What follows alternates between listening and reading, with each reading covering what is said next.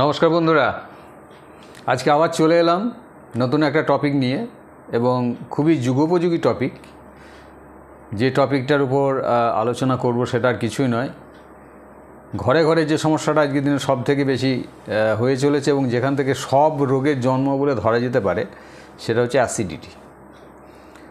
খুব আশ্চর্যজনকভাবে অ্যাসিডিটি আজকে যে মানুষের আর বিশেষ কোনো রোগ বা সমস্যা, এটা ম্যাক্সিমাম মানুষই মনে করেন বলে আমার মনে হয় না।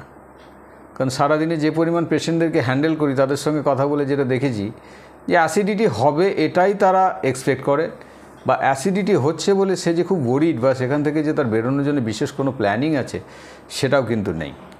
হ্যাঁ, একটা খুব সহজ মেথড তাদের কাছে এসে গেছে, একদম হাতের কাছে বলা যায়, সেটা হচ্ছে যে অ্যান্টাসিড।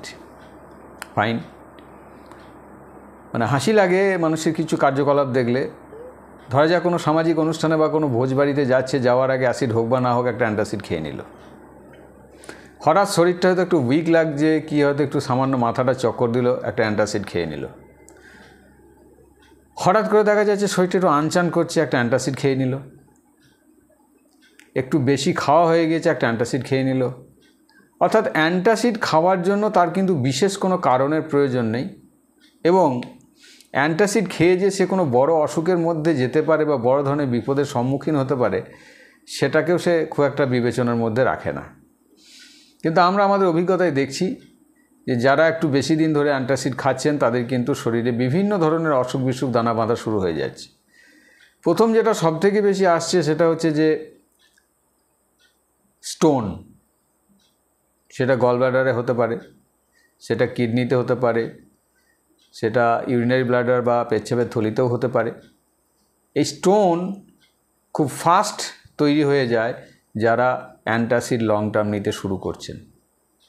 কারণ বডির যে অ্যাসিড তৈরি করার ক্ষমতা, সেটাকে কিন্তু আমরা ইন্ধন জুগিয়ে জুগিয়ে আরও বেশি বেশি করে অ্যাসিড প্রডিউস করার জায়গায় বডিকে নিয়ে যাই।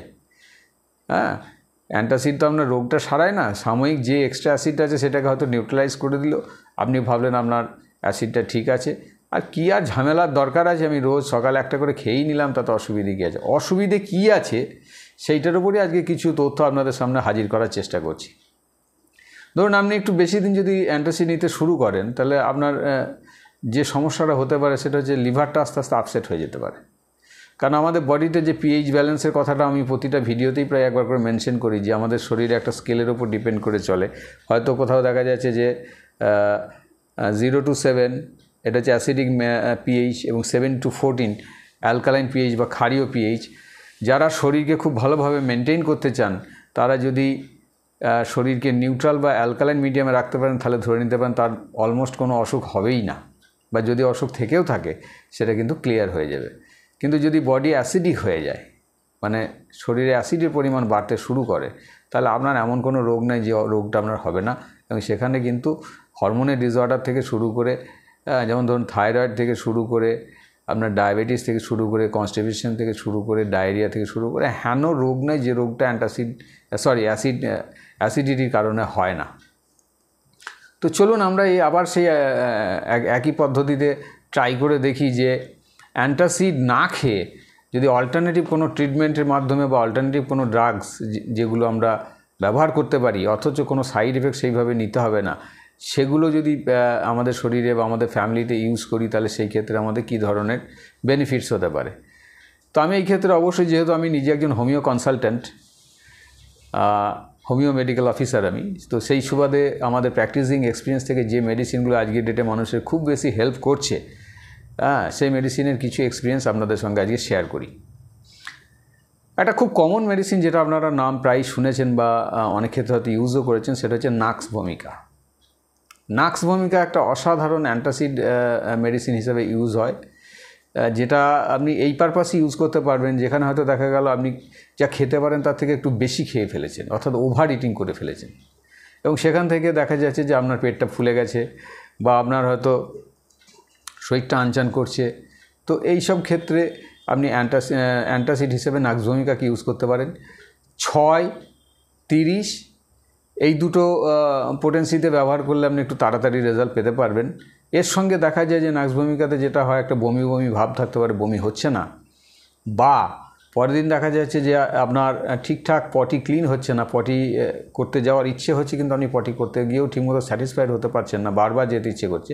এই ধরনের সিমটম যাদের মধ্যে দীর্ঘদিন আছে তারাও নাক্স ভূমিকা ইউজ করতে পারেন। যারা নতুন নতুন কোনো কারণে এই ধরনের সিমটম ক্যারি করছেন, হয়তো কোনো ভোজবাড়ি গিয়েছেন বা কোনো রেস্টুরেন্টে খাবার খেয়েছেন, তাহলে সেই ক্ষেত্রে আপনি নাক্স ভূমিকাকে খুব সেফলি ইউজ করতে পারেন। দিনে যদি আপনি 30 পাওয়ার ইউজ করেন বা 6 পাওয়ার ইউজ করেন, দিনে অন্ততপক্ষে 4 বার বা 5 বার 2 ফোঁটা করে ঠান্ডা জলের সঙ্গে যদি আপনি খান, আপনার পেট পরিষ্কার হয়ে যাবে, আপনার খিদের যদি কমে গিয়ে থাকে খিদে হয়ে যাবে, এবং আপনি অনেকটা স্বস্তি বোধ করবেন, শরীরে কোনো অস্বস্তি আপনার থাকবে না, অ্যাসিডিটিটা আস্তে আস্তে কন্ট্রোল হয়ে যাবে। পরবর্তীতে চলে আসি আরও একটা এফেক্টিভ মেডিসিন, যেটা আপনার অ্যান্টাসিড হিসেবে আজকের ডেটে অন্ততপক্ষে ভীষণভাবে কার্যকরী হতে চলেছে, সেটা হচ্ছে পালসাটিলা। পালসাটিলা একটা অ্যান্টাসিড হিসেবে আমরা প্রায়ই ইউজ করি চেম্বারে। তো এইটা আমরা কাদেরকে দিতে পারি বা কারা এটা ইউজ করে রেজাল্ট পেতে পারেন?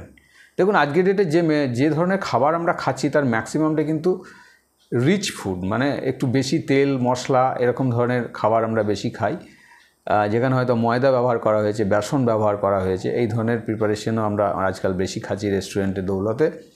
এবং দেখা যাচ্ছে সেখানে হয়তো কখনো কখনো ঘি বা ফ্যাট জাতীয় কোনো প্রোডাক্ট ইউজ করা হয়েছে। অর্থাৎ ফ্যাট জাতীয় কোনো প্রোডাক্ট এবং রিচ প্রোডাক্ট খাওয়ার জন্য যদি আপনার অ্যাসিড হয়, যেখানে দেখা যাচ্ছে যে আপনার শরীরটা খুব আনচান করছে, আপনার জল পিপাসা একেবারেই নেই, আপনার জল খেতেই ইচ্ছে করছে না, বা জল খেলে আপনার গা গোলাচ্ছে, আপনার বমি হচ্ছে না কিন্তু বমি বমি ভাব, তো সেই ক্ষেত্রে আপনি একদম নির্দ্বিধায় যদি পালসাটিলা 30 2 ঘন্টা পর পর 3-4 বার আপনি খেয়ে নেন, তাহলে আপনার কিন্তু পেট আস্তে আস্তে আস্তে আস্তে স্টেবল হয়ে যাবে এবং আপনি অনায়াসে আবার অ্যাসিডিটির জায়গা থেকে বেরিয়ে এসে নতুন জীবন শুরু করতে পারবেন। এখন পালসাটিলা খাওয়ার ক্ষেত্রে একটা রেস্ট্রিকশন আপনাকে আমি বলি, সেটা হচ্ছে যে খুব লং টার্ম খাবেন না। আপনার যদি অ্যাকিউট হয়ে থাকে, অর্থাৎ হঠাৎ করে কোথাও কোনো রিচ ফুড খাওয়ার জন্য আপনার এই সমস্যাটা হয়, তাহলে আপনি হয়তো 2 দিন খেয়ে বন্ধ করে দিলেন, তাতেই আপনি স্বস্তি পেয়ে যাবেন। এবং মেডিসিনটা আপনি বাড়িতে রাখতে পারেন যদি কোনো কারণে আপনার এই ধরনের প্রোডাক্ট খেয়ে এই ধরনের অ্যাসিডিটি হয়, যেখানে দেখা যাচ্ছে যে জিভটা প্রায় শুকিয়ে যাচ্ছে, মুখটা শুকিয়ে যাচ্ছে, অথচ আমার জল পিপাসা একেবারেই নেই, আর আমি ফ্যাট জাতীয় কোনো খাবার খেয়ে আমার অ্যাসিডিটিটা হয়েছিল, তাহলে অবশ্যই সেই ক্ষেত্রে আমরা পালসাটিলাটা খেয়ে নিতে পারি। তাই এই মেডিসিনটা বাড়িতে কিন্তু রাখা যেতে পারে, নাক্স ভূমিকাটাও বাড়িতে রাখা যেতে পারে। এগুলো অ্যান্টাসিড হিসাবে ইউজ করলে খুব সেফ, এবং বাচ্চা থেকে বয়স্ক সব মানুষই ইউজ করতে পারেন, দুশ্চিন্তার কোনো কারণ নেই। পরবর্তী যে মেডিসিনটা আজকের ডেটে এটাও খুব ভালো রেজাল্ট দিচ্ছে এবং দেবেও, সেটা হচ্ছে কার্বোভেজ। একটা অসাধারণ মেডিসিন, কারণ এটা অনেক সময় মানুষের কি বলবো, যে জীবন দুর্বিষহ হয়ে গেছে, হয়তো জীবন চলে যাচ্ছে, এমন একটা পরিস্থিতি হয়েছে, মানে লাইফ সেভিং ড্রাগের মধ্যে কিন্তু কার্বোভেজকে রাখা যেতে পারে। লাইফ সেভিং ড্রাগ মানে আপনি হয়তো এরকম অবস্থা হয়ে গেছে যে আপনার চোখ উল্টে গেছে, যে গলা গড়গড় করছে, হয়তো প্রাণবায়ু বেরিয়ে যাবে, এরকম সময়ও কিন্তু কার্বোভেজ মিরাকেল কাজ করে।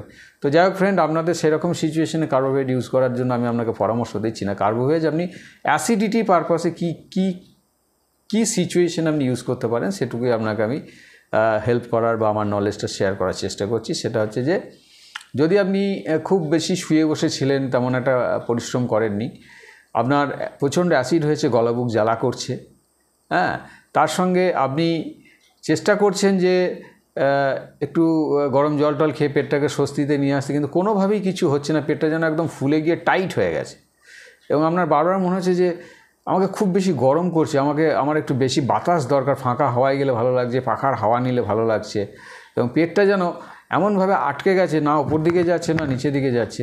ফ্রেন্ড, এই ক্ষেত্রে আপনি যদি কার্বোভেজ 200, মনে রাখুন কার্বোভেজ 200 পাওয়ার যদি আপনি 2 ঘন্টা পর পর 3-4 বার খেয়ে নেন, তাহলে কিন্তু খুব স্মুথলি আপনার এই সিচুয়েশন থেকে আপনি বেরিয়ে চলে আসতে পারবেন, এবং আপনার কোনো বড় ধরনের সমস্যা হবে না। এবং মাঝে মাঝে আপনি আজকের ডেটে যে ধরনের ফুড আমরা নিই, মাঝে মাঝে আমাদের সিস্টেমকে এনার্জাইজ করার জন্য, সিস্টেমকে একটু স্ট্রেনদেন করার জন্য আমরা কিন্তু কার্বোভেজ মেডিসিনটা নিতে পারি, এবং কার্বোভেজ বাড়িতে রাখাও দরকার আছে। কারণ হঠাৎ করে দেখা গেল কারো পেটে হয়তো প্রচণ্ড রকম অ্যাসিড হয়ে গিয়ে একদম পেট ফুলে গিয়ে একদম হাঁসফাঁস অবস্থা হয়ে গেছে, সেই ক্ষেত্রে আমরা যদি 2 ফোঁটা করে জলে গুলে, খুব যদি বেশি বাড়াবাড়ি হয় তাহলে আমরা 1 ঘন্টা গ্যাপেও দিতে পারি বা আধ ঘন্টা গ্যাপেও দিতে পারি। যদি দিতে থাকি 2-3 বার দেওয়ার পর পেশেন্ট কিন্তু স্টেবল হয়ে যাবে এবং সে একটা স্বস্তির জায়গা খুঁজে পাবে। নেক্সট হচ্ছে অ্যাসিডিটির কারণে পেটে হয়তো প্রচণ্ড যন্ত্রণা হতে পারে। তো সেই ক্ষেত্রে আপনারা কি করবেন, যন্ত্রণার একটু ক্যারেক্টারটা দেখে নেবেন। প্রথম কথা জানার চেষ্টা করতে হবে যে আপনার এই যন্ত্রণার পিছনে কী ধরনের খাবার দায়ী। তো সেটা যদি জানতে পারলেন ভালো। হয়তো দেখা গেল যে প্রচণ্ড যন্ত্রণা করছে, আপনি হয়তো কোনো ভাজা জাতীয় কোনো খাবার খেয়েছিলেন, এগরোল জাতীয় কোনো খাবার খেয়েছিলেন, চাউমিনের মতো কোনো খাবার খেয়েছিলেন। সেই ক্ষেত্রে দেখুন ওখানে কিন্তু তেলের পরিমাণ বেশি আছে, ময়দা আছে, আটা আছে। তো এই ধরনের প্রোডাক্টটি যদি আপনি খেয়ে পেট ব্যথা হয় তাহলে আপনি সেই ক্ষেত্রে পালসাটিলাটাকে ট্রাই করুন। পালসাটিলা এবং সাথে কার্বোভেজকে যদি অল্টারনেট করে আপনি ট্রাই করেন, যে 1 ঘন্টা পর পর একবার পালসাটিলা একবার কার্বোভেজ, এটা যদি 2 ফোঁটা করে আপনি ট্রাই করেন, আপনার কিন্তু পেট ব্যথাটা কন্ট্রোল হয়ে যাবে। যদি দেখা যায় যে পেটে প্রচণ্ড ব্যথা হচ্ছে, ব্যথাটা কীরকম, মানে ব্যথাটা এতটাই বেশি হচ্ছে যে পেশেন্ট একদম চাপ দিয়ে পেটটাকে টিপে ধরে রেখে দিয়েছে এবং সামনে একদম ঝুঁকে তার জন্য নাকটা সে একদম হাঁটুতে নিয়ে গিয়ে ঠেকিয়ে ফেলছে, এত ব্যথা। তো এই ক্ষেত্রে একটা অনবদ্য মেডিসিন আছে ফ্রেন্ড, সেটার নাম হচ্ছে কোলোসিন্থ 200 বা কোলোসিন। যদি খুব তাড়াতাড়ি রেজাল্ট আপনি এক্সপেক্ট করেন তাহলে কোলোসিনটা আমি বলবো 6 পাওয়ারটা নিলে সব থেকে ভালো রেজাল্ট দিতে পারে। কোলোসিন 6 পোটেন্সি। এটা যদি 30 মিনিট পর 2-3 বার আপনি দিয়ে দেন, পেশেন্ট কিন্তু দেখবেন হঠাৎ করে বললো আমার পেটে কোনো ব্যথা নেই।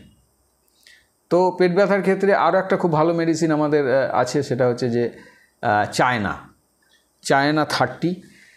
এটা আপনি কোন পারপাস ইউজ করবেন, যে পেটের ব্যথাটার ক্যারেক্টার একটু অদ্ভুত ধরনের, মানে পেটে এত ব্যথা যে পেটে কিন্তু হালকা করে চাপ দিলে তার প্রচণ্ড ব্যথা করছে, ফাইন, কিন্তু পেটটা যদি চেপে ধরা হচ্ছে তখন কিন্তু আর ব্যথা করছে না। খুব ইন্টারেস্টিং ব্যাপার। পেটে আপনি টাচ করলে তার পেটে সাংঘাতিক ব্যথা হচ্ছে, কিন্তু পেটে যদি জোরে চাপ দিয়ে ধরছেন তখন কিন্তু বলছে যে না, ব্যথাটা একটু কম লাগছে। এরকম যদি কোনো সিনারিও পান, তার সঙ্গে দেখা যাচ্ছে যে পেটের মধ্যে প্রচুর বায়ু, তাহলে আপনি সেই ক্ষেত্রে এই পেশেন্টদেরকে চায়না যদি 30 পাওয়ার 2 ফোঁটা করে 2 ঘন্টা 30 মিনিট পর যদি দিতে শুরু করেন, যদি বেশি ব্যথা থাকে, যদি একটু কম ব্যথা থাকে তাহলে 2 ঘন্টা পর যদি দেন ঠান্ডা জলের সাথে, পেশেন্ট কিন্তু ঠিক হয়ে যাবে এবং সেই মুহূর্তের জন্য সে সেই জায়গা থেকে বেরিয়ে চলে আসতে পারবে। এরপরে আর একটা মেডিসিনের কথা বলি।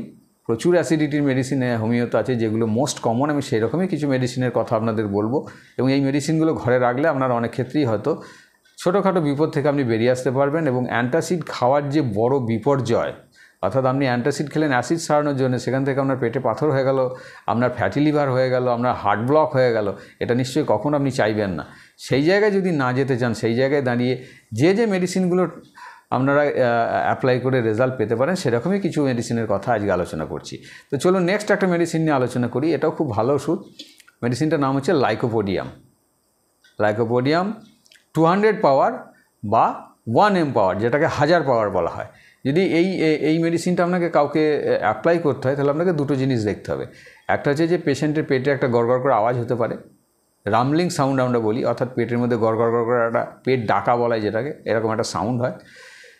সাধারণত বিকেল থেকে সন্ধ্যের মধ্যে তার অ্যাসিডিটিটা বেশি হয়, গলা বুক জ্বালা করে, একটু ঢেকুর উঠলে হয়তো কখনো রিলিফ হতে পারে, বা হয়তো তার কোনো কারণে একটু পটি হলো বা বায়ু সরে গেল, সেখান থেকেও তার একটু রিলিফ হলো। এরকম ধরনের সিমটম যদি আমরা প্রায়ই দেখি তাহলে সেই ক্ষেত্রে আমরা লাইকোপোডিয়ামটাকে ইউজ করতে পারি। লাইকোপোডিয়াম 200 পাওয়ার যদি দিনে 3-4 বার করে আপনি খেতে পারেন 2 ফোঁটা করে, তাহলে আপনার কিন্তু অ্যাসিডিটি থেকে আপনি মুক্ত হতে পারবেন। শুধু মনে রাখবেন, লাইকোপোডিয়ামের মতো মেডিসিন কিন্তু দীর্ঘদিন খাওয়া যায় না। আপনি 2-4 দিন খেয়ে যদি বন্ধ করে দেন, বেশ কিছুদিন দেখবেন আপনার আর অ্যাসিডিটি হচ্ছে না। তো সেই ক্ষেত্রে আপনারা লাইকোপোডিয়ামকেও এইভাবে ইউজ করতে পারেন। লাস্ট একটা মেডিসিন বলে যেটা বলে শেষ করার চেষ্টা করব, সেটা হচ্ছে রোবিনিয়া। দারুণ মেডিসিন। রোবিনিয়া আপনি তখনই খাবেন যখন দেখা যাচ্ছে আপনার পেটে এত অ্যাসিড হয়েছে যে আপনার দাঁত পর্যন্ত টকে যাচ্ছে, সারা মুখে টক ভাব। সেই ক্ষেত্রে আপনারা রোবিনিয়া 30 বা রোবিনিয়া 200 যেটা আপনার অ্যাভেলেবেল হয়, আপনি 2 ফোঁটা করে দিনে যদি 4-5 বার ঠান্ডা জলের সঙ্গে মিক্স করে খান, অটোমেটিক্যালি দেখবেন আপনার যে মুখের টক ভাগ, দাঁত টকে যাওয়া, সেগুলো আস্তে আস্তে রিলিফ হয়ে যাচ্ছে এবং আপনি অনেক কমফোর্টেবল ফিল করছেন। অথচ রবিনিয়া যদি আপনি বেশ কিছুদিন খানও আপনার কোনো বড় ধরনের বিপর্যয়ের কোনো সম্ভাবনা নেই। তবে চেষ্টা করবেন যখন আপনি রিলিফ পেতে শুরু করছেন মেডিসিনটাকে বন্ধ করে দিতে। বন্ধ করে দিয়ে যদি আপনি ভালো থাকেন তাহলে অনর্থক মেডিসিন খাওয়ার কোনো দরকার নেই। আপনি যতদিন ভালো থাকলেন খেলেন, আবার যখন ভালো আবার মনে হচ্ছে যেন প্রবলেমটা স্টার্ট হচ্ছে, তখন আপনি স্টার্ট করুন। সবসময় ফ্রেন্ড আমাদের একটা কথা মনে রাখতে হবে যে মেডিসিন কিন্তু আমাদের বন্ধু নয়, বিপদের সময় বন্ধু, কিন্তু যদি অসময়ে খান এ কিন্তু আপনার সঙ্গে শত্রুতার বিহেভ করবে। সুতরাং অপ্রয়োজনে মেডিসিন খাওয়ার যে অভ্যেস, সে অভ্যেস থেকে আমরা বেরিয়ে আসব এবং এই ইনফরমেশনগুলো যদি আপনার কাজে লেগে থাকে বা আপনার মনে হয় যে হ্যাঁ এগুলো ফ্রুটফুল হতে পারে, আপনি এই ভিডিওটা আপনার পরিচিত মানুষদের মধ্যে যতটা পারবেন শেয়ার করে দিন। অনেকেই তাহলে ওই বড় বিপদ থেকে বেরোতে পারবে। এবং প্রচুর আমাদেরকে কমেন্টস করে উৎসাহিত করুন। এবং যদি কোনো নতুন রোগ সম্পর্কে জানার কোনো ইচ্ছা থাকে আপনার, বা আপনি জানতে চান, সেগুলো কমেন্টসে লিখুন। আমরা পরবর্তী ভিডিওতে সেগুলো আলোচনা করার চেষ্টা করব। সবাই ভালো থাকুন, নিরোগ থাকুন এবং মেডিসিন ফ্রি লাইফের দিকে এগিয়ে চলুন। নমস্কার।